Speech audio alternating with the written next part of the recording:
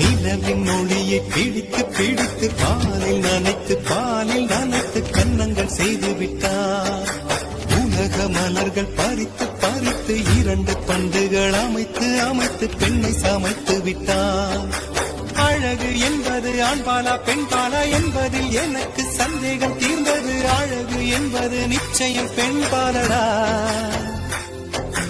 கவிதை என்பது மொழியின் வடிவம் என்றொரு கருத்தும் இன்று உடைந்தது. கவிதை என்பது கன்னி வடிவமடா.